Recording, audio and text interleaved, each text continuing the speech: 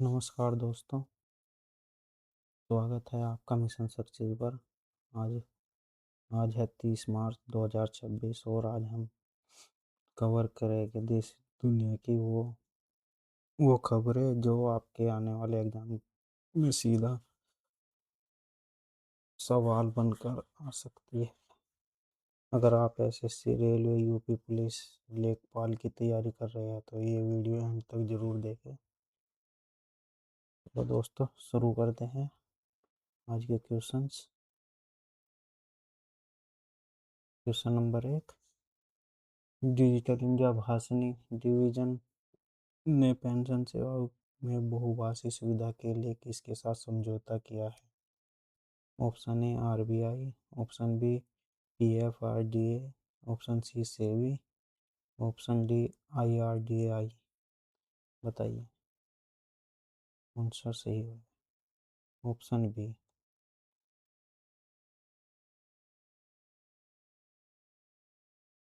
PFRDA Bhashini एक AI आधारित भाषा अनुवाद प्लेटफॉर्म है। पीएफआरए पेंशन निधि नियोजक विकास प्राधिकरण के साथ मिलकर उसका उद्देश्य बुजुर्गों को उनकी स्थानीय भाषा में पेंशन सेवाओं की जानकारी देना है ताकि भाषा की बाधा दूर हो सके। चलिए क्वेश्चन नंबर 2 पर चलते हैं।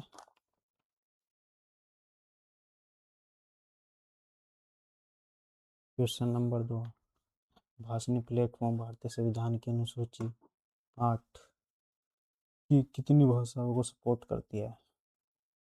बताइए।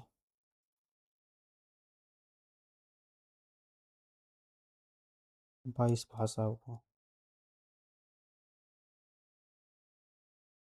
22 भाषा, उत्तर 22 भाषा।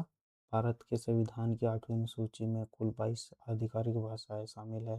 भाषणी प्लेटफॉर्म इन सभी 22 भाषाओं में रियल टाइम अनुवाद की सुविधा प्रदान करता है। चलिए आगे चलते हैं। क्वेश्चन नंबर 3, विश्व व्यापार संगठन WTO की 14वीं मंत्री स्तरीय संगोष्ठी MC14 मार्च 2026 में कहाँ आयोजित की जाएगी? बताइए। Option number C, answer C, Yaounde, Cameroon. WTO की मंत्रिपरिषद मंत्री स्तरीय बैठक MC हर 2 साल में होती है। MC13 अबू धाबी में हुई थी और अब 2026 में 14वीं बैठक अफ्रीकी देश कैमरून की राजधानी याओंडे में आयोजित होगी। चलिए जानते हैं WTO के बारे में। डब्ल्यू WTO इसकी स्थापना कब हुई थी और इसका मुख्यालय कहाँ है?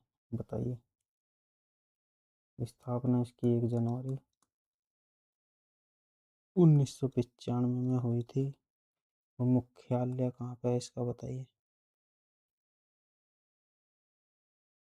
मुख्यालय इसका जिनेवा, जिनेवा जो स्विट्जरलैंड में है।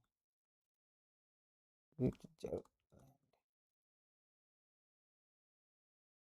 अभी इसमें 164 देश शामिल है।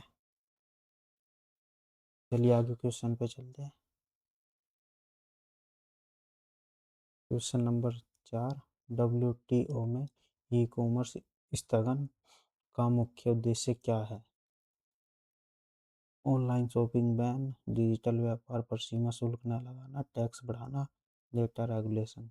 बताइए कौन सा आंसर होगा? ऑप्शन बी सही है। डिजिटल व्यापार पर सीमा शुल्क न लगाना, इसका अर्थ है कि एक देश से दूसरे देश से में इंटरनेट के जरिए भेजी जाने वाली डिजिटल वस्तु जैसे सॉफ्टवेयर, मूवी, ई बुक्स पर कोई कस्टम ड्यूटी नहीं लगाई जाती। भारत जैसे विकासशील देश इसका विरोध कर रहे हैं ताकि वे इससे रेवेन्यू प्राप्त कर सकते हैं। चलो जानते हैं क्वेश्चन। अच्छा, WTO हो ही गया। स्थापना 1998। ई कॉमर्स मोरेटोरियम की स्थापना कब हुई थी? इसकी स्थापना हुई थी आपकी 1998। और ये विकासशील देश जैसे कि इंडोनेशिया और भारत अ, इस स्थापना का विरोध कर रहे हैं। इनका तर्क है कि इससे उन्हें राजस्व का भारी नुकसान होता है, क्योंकि ये डिजिटल सामानों पर टैक्स नहीं लगाते। चलिए आगे क्वेश्चन पर चलते हैं। Question number 5। भारत ने अद्यतन जलवायु लक्ष्यों के अनुसार 2035 तक गैर जीवाश्म स्रोतों से कितनी बिजली क्षमता का लक्ष्य रखा है? Option C 60%।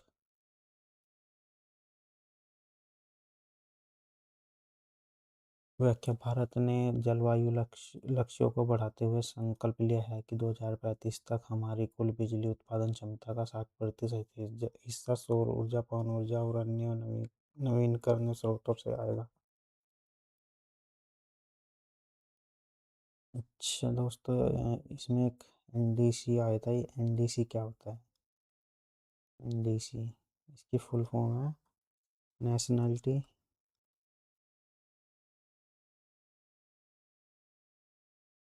Nationally determined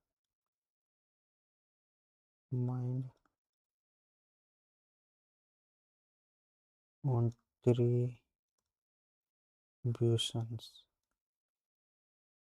okay. गैर जीवाश्म क्या क्या होते हैं गैर जीवाश्म? गैर जीवाश्म में होते हैं जिनसे कोई पोल्यूशन ना फैल सके, जैसे कि अ, अ- पवन, हवा, परमाणु, और आपका पानी हो गया, परमाणु ऊर्जा, पवन, जल विद्युत, सौर ऊर्जा, ये सब गैर जीवाश्म के उदाहरण है। चलिए अगले क्वेश्चन पे चलते हैं। भारत ने वर्ष 2035 तक उत्सर्जन तीव्रता में 2005 के स्तर में कितनी प्रतिशत की कमी का लक्ष्य रखा है? बताइए। Option D 55%। ये सही कर देना यहाँ पे।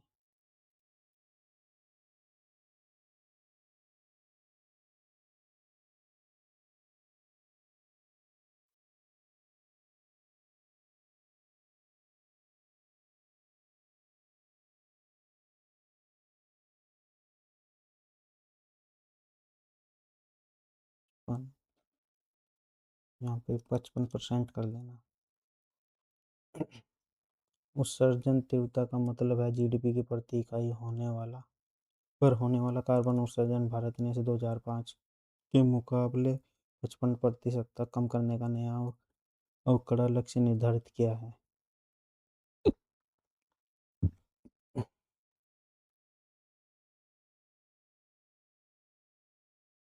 चलिए आगे चलते हैं। ट्रांसजेंडर व्यक्ति संशोधन विधेयक 2026 में पहचान पत्र के लिए किसकी मंजूरी अनिवार्य करने का प्रस्ताव है? ऑप्शन ए जिला मजिस्ट्रेट, ऑप्शन बी पुलिस आयुक्त, option C medical board, option C option D ग्राम पंचायत। सही उत्तर होगा आपका जिला मजिस्ट्रेट। यहाँ पे आप जिला मजिस्ट्रेट कर देना।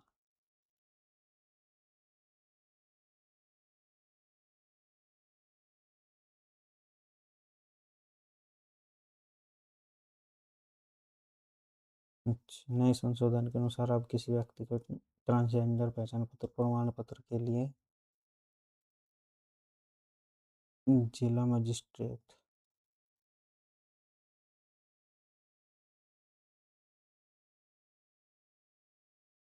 जिला मजिस्ट्रेट द्वारा प्रमाणित होना होना होगा।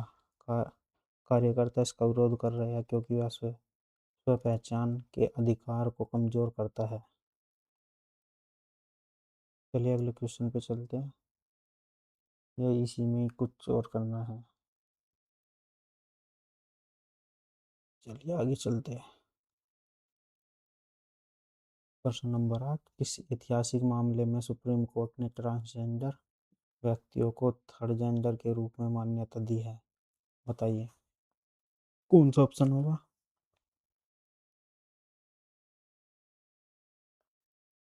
ऑप्शन बी सही है। नालसा बनाम भारत संघ 2014।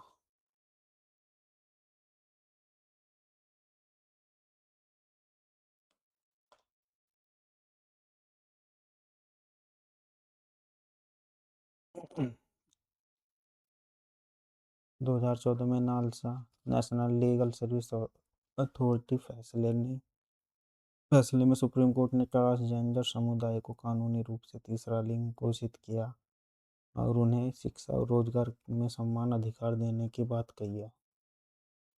नालसा नालसा जो है ये ऐतिहासिक एक समझौता है जिसमें भारत में ट्रांसजेंडर व्यक्तियों को समान अधिकार की नींव रखी गई थी। मौलिक अधिकार इसमें इसमें मौलिक अधिकार जो हो गए, क्या क्या हो गए, कौन से अनुच्छेद के अंदर आएंगे मौलिक अधिकार?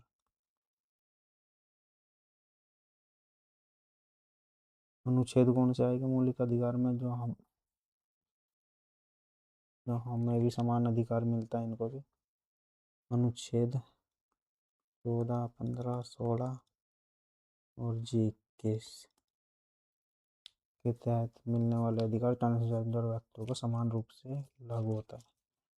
चलिए आगे चलते हैं।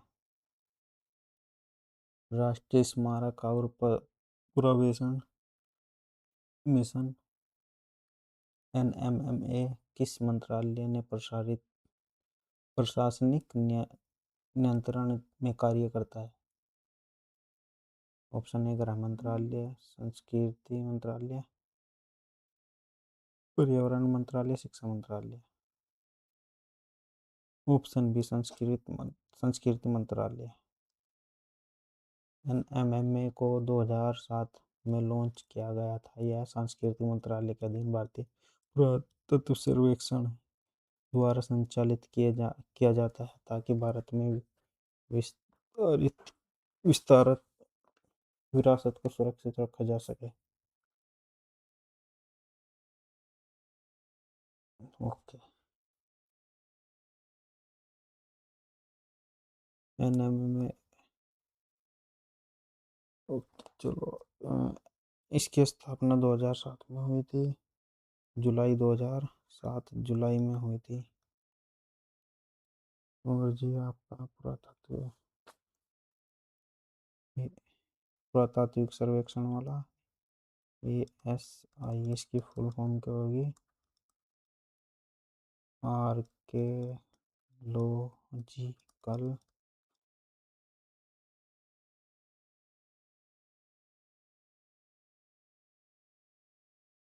सर्वे ऑफ इंडिया, इसकी फुल फॉर्म होगी।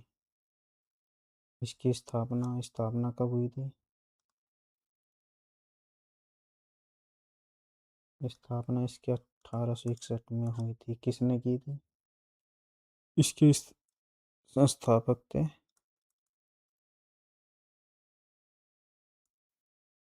इसके संस्थापक थे अलेक्जेंडर कनिंघम। अलेक्जेंडर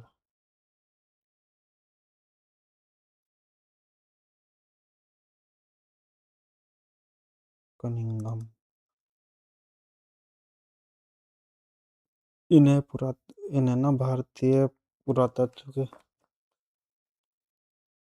इन्हें पुरातत्व का जनक भी कहा जाता है। अच्छा चलो चलते हैं अगले क्वेश्चन पे। NMMAI के आंकड़ों के अनुसार अब तक भारत में कितने स्मारकों को सफलतापूर्ण सूचीबद्ध किया जा चुका है? बताइए कौन सा आंसर होगा? आंसर है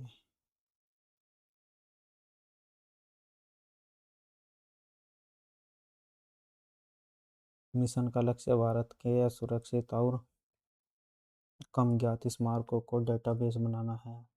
अब तक लगभग 1.84 लाख स्मारकों और 17.20 लाख पुरावेशों को रिकॉर्ड किया गया है। चलिए अगले क्वेश्चन पे चलते हैं। औपनिवेशिक काल में किस अधिनियम ने ऐतिहासिक रूप से ट्रांसजेंडर समूह को आपराधिक के रूप में चिन्हित किया था? ऑप्शन कौन सा ऑप्शन सही होगा? ऑप्शन बी, आपराधिक जनजाति अधिनियम 1871। अच्छा, ये अधिनियम, इस अधिनियम के बारे में कुछ महत्वपूर्ण उद्देश्य। अच्छा, ये ब्रिटिश सरकार ने चलाया था। इस कानून के तहत कई समुदाय को जन्मजात अपराधी घोषित कर दिया था, और खासकर ट्रांसजेंडर समूह को।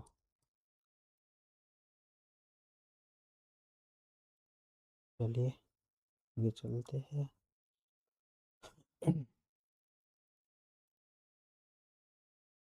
ऑप्शन भी हो गया ना पीछे? हाँ, हो गया। ब्रिटिश शासन के दौरान क्रिमिनल क्रिमिनल सर्विस एक्ट 1871 के तहत ट्रांसजेंडर समुदाय को जन्म से ही अपराधी मानकर समाज में हत्याएं एक धकेल दिया गया। इसे आज़ादी के बाद बदला गया, 1852 के बाद बदला गया इसको। क्वेश्चन नंबर 12, निजी क्षेत्रों में स्मारकों के रखरखाव में शामिल करने के लिए एडोप्ट हेरिटेज 2.0 कार्यक्रम कब अपडेट किया गया? बताइए। ऑप्शन डी सही होगा, 2026। सरकार ने स्मारकों पर बेहतर सुविधा जैसे साफ सफाई, पानी के लिए कॉरपोरेशन कंपनियों को जिम्मेदारी देने हेतु 2026 में इस कार्यक्रम का दूसरा चरण 2.0 शुरू किया। 2.0। भारत ने 2035 तक वनीकरण के माध्यम से कितने कार्बन सिंक के निर्माण का लक्ष्य रखा है? ऑप्शन सी सही है, 3.5 से 4 बिलियन टन। 3.5 से 4 बिलियन टन। कार्बन सिंक का अर्थ है कि जंगलों के जरिए वातावरण में कार्बन डाइऑक्साइड को सोखना। भारत ने 2035 तक 3.5 से 4 बिलियन टन अतिरिक्त कार्बन बनाने का लक्ष्य रखा है।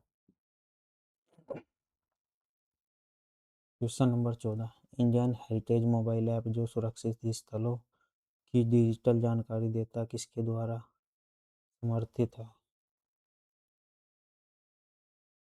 बताइए। ऑप्शन बी, भारतीय पुरातत्व सर्वेक्षण ASI। ASI की स्थापना मैंने आपको बताई दी थी पीछे। इसकी स्थापना 1861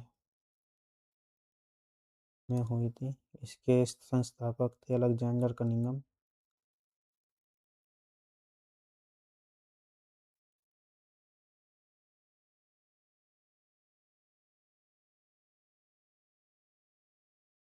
चलिए आगे चलते हैं।